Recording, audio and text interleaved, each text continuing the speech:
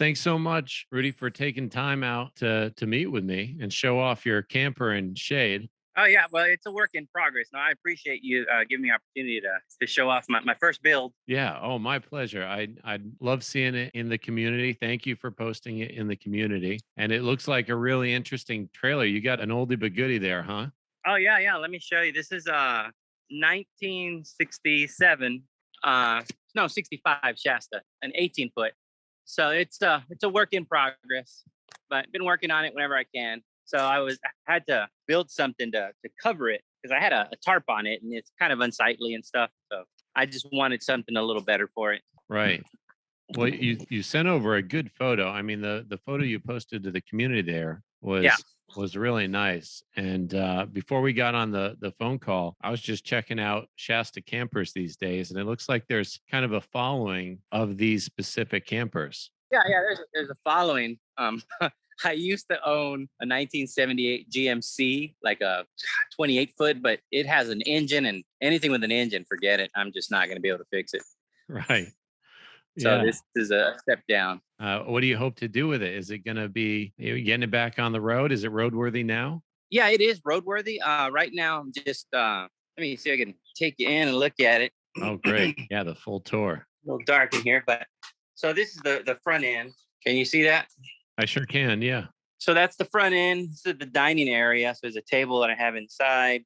The shower I'm currently working on.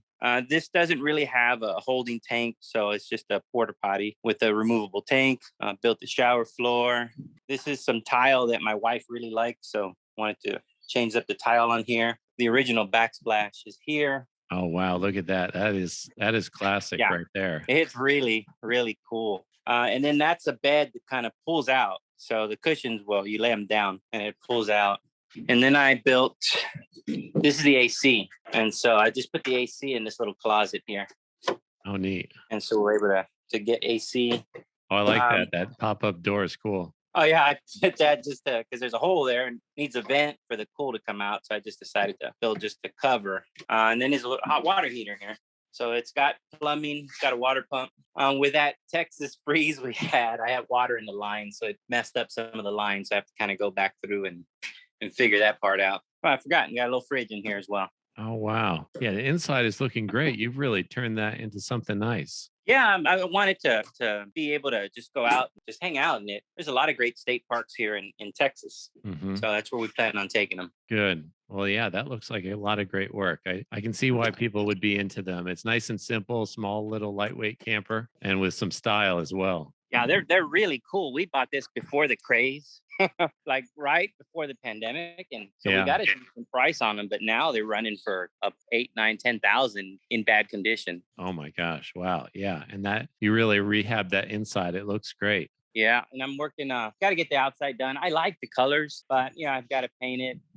One of the things that we got to take care of is there's usually a kind of a gummy substance to keep the leaks out, and that's Mhm. dry rotted. So I gotta go through and take all this off. The bad thing is with these trailers, if there's been any leaks, and there has been, if I take something off here, there may not be any wood behind the metal to screw it back onto. So what I got to do literally is take these sheets off and then look at the condition of the wood and then replace any of the wood behind it because they're just this whole thing is built with 2x2s. Wow. Not two. I'm sorry, a 1x2s, not 2x2s, a 1x2. So it's all a frame of 1x2s, and so it just goes all the way across, and all the cabinets and everything help anchor the walls down to the floor. But if there's like any wood rot, and I know there is, I've got to get in there and then replace that. Oh, well, that's So that's so neat. I mean, it's gosh, would you say 67? So we're over uh, 50 years. 60, yeah, 65. And it's the 18-foot Super Shasta. That's what they called this one. That's neat. Well, cool. Thanks for the tour. How did he end up building the canopy and doing the Maker Pipe project? So I knew I wanted a canopy. Like I said, I had tarps on it, and it really didn't look nice. And so I had seen a couple of Maker Pipe videos, on YouTube, and I figured, I could probably put together a frame for that. And so I sketched it out first, and it's basically just a box. You can see that pipe running on the bottom, and Hmm. then all the way to the back. And mind you, I built this with myself with no help. So it was kind of a comedy of errors trying to get this done. And so it's just a complete box. And then I felt it needed some support. So I just put support pipes across where I could. And so the way I built it is I built this entire side here on the ground, and then I lifted it up and I was leaned it against the RV. And then I came to the other side and I just repeated the process. This side's a little different. I had to leave some room for the door to open. So that kind of explains this gap here. Hmm. So you can see the gap. So I built this side and then I leaned it up on the RV. And then with the ladder, I put up my first piece, and just with your corner pieces, and I attached it there. And then I was able to do the same in the back. So then I attached the back corner. And so then I had my box. And from there, I just put the cross pieces. You can see the support pieces at the top. So then I put these bars across to help support it. And so the tarp is a 10 by 20. And I connected each corner, a couple in the front, a couple in the back. But then I just use zip ties Yeah, that to seems like the stretch it out. perfect size working with 10-foot sticks, a conduit. Yeah. Yeah. And so this all the way across, and the top and the bottom are two 10-foot conduit pipes that I just connected across. Yeah, that's looking good, Rudy. I like it. And I think how you braced it was smart. You definitely need that brace with such a tall structure. Oh, yeah. I mean, I can shake it. The other thing I did, I don't know if you noticed these straps. Oh, right. We get Okay. wind. So that's just a corkscrew. They went into the ground, and then I put these straps on it. And so that's how I tighten it down, because my worst nightmare is to have this thing fly away Oh gosh, you and me both. Yeah. because of the wind. So I have one, two, three, five supports, five straps, two on each side, one in the back. Smart. And you use those land I don't know, what are they called? Land anchors or corkscrew Yeah, it's like anchors? a land anchor. It's really designed for for dogs. You put it in the ground and then you attach the leash to it. But I Oh, just got really? that. Yeah. So you can see the little leash just attaches here. But then I just put these straps on here. And Oh, so if great. it gets a little loose, I can just tighten them down. But that it's gets kept it anchored. We've had some windy days out here, and I mean I haven't worried about it. Oh, good. Well, that's good. Yeah, and I saw the comment in the comment section about the snow load that you you don't have to worry about that much. Yeah. Yeah. Like I said, after this February, I said all bets are off.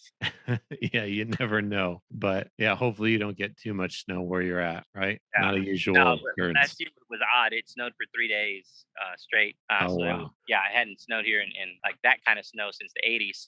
Oh, wow, that is odd. Yeah. But this was about 30 pieces of conduit that I bought, and then Oh, a bunch of corners and a bunch of, various connectors to put it together. right. Yeah, it looks like you used the corners, the T's, a couple 180s in there. Mm. Yeah. Yeah. Then the ones that go right across here. Yep, the 180s. Yeah. It was kind of neat. It was neat. Just in my mind, I just had to kind of figure out how all this fits together. And it's pretty intuitive. Oh, good. I'm glad you had a good experience. I mean, putting up a structure that's 10 foot tall, 10 by 20, that's by yourself, that's no easy feat. So I can tell you, think about it step by step, you know? Yeah, I started trying to build it in the air, like, and I was just, and so the one side would fall on the ground, then I had to get down the ladder and pick it up, and then the other side. So I just had to build each wall first and then connect it. But yeah, learn as you go. Right. Well, I think other people could probably learn from how you described putting it together. So appreciate that. Oh yeah, no problem. And Rudy, thanks so much for sharing your build. Is there anything else I can do for you? Any questions you have for me or? No, no, I've got my next project. I think I'm gonna build. I don't know if you can see back there. I'm a gardener, so you can see my garden there. So I'm Right. gonna build kind of for my compost back here. Oh, yeah. I'm just gonna take that and I'm gonna build two-sided compost, just kind of two areas for it. So that's my next project. Yeah. We try to get you to build once with Maker Pipe and then we figure you'll do the rest, you know? Oh yeah, yeah. Well, thanks, Rudy. I appreciate the time. That was awesome checking it out. Good luck with getting your camper out there on vacation. Oh yeah, I appreciate it. You have a great day. You too. Take care.